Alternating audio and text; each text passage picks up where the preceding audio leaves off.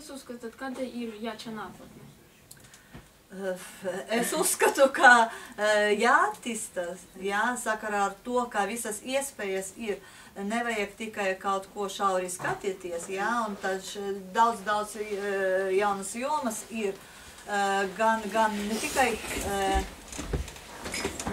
tikai, piemēram, projektu rakstīšana, to brīvprātīgu piesaistīšana, ir arī viena no jomām, kuru mēs tagad gribam attīstīt pilsētas jauniešu vide, tā uzņēmējdarbība, lai būtu priekšstats bērniem un iespēja darboties, sakarā ar to, kā RPC Zēmeļa mums milzīgas iespējas ir tieši uzsākt uzņēmējdarbību.